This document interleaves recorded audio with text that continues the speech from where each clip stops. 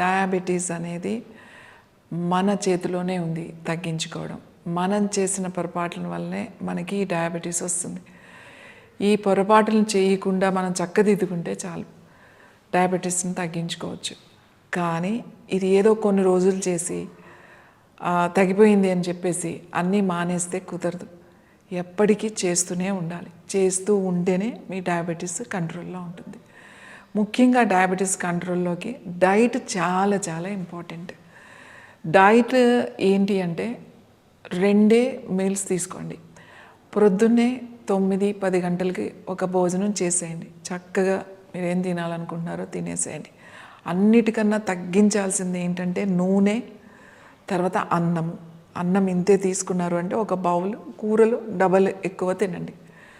పచ్చడి, పప్పు, కూర, రసము, పెరుగు అన్నీ తినొచ్చు.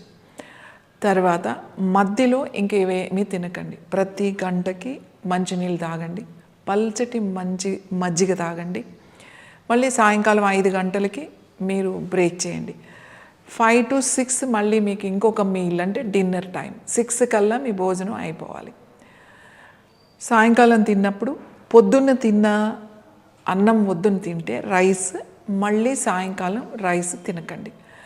ఈ రైస్ కూడా మీరు హైబ్రిడ్ వెరైటీలు కాకుండా, అలాగే పొట్టు మరీ తీసేయకుండా కొద్దిగా ఉంచుకొని సింగిల్ పాలిష్ మీద ఉంచుకొని, ఈ హైబ్రిడ్ అంటే దేశీ విత్తనాలతో పండినవి ఉంటాయి కదా, అవి తినండి. రైస్ ఎటువంటి ఇబ్బంది లేదు.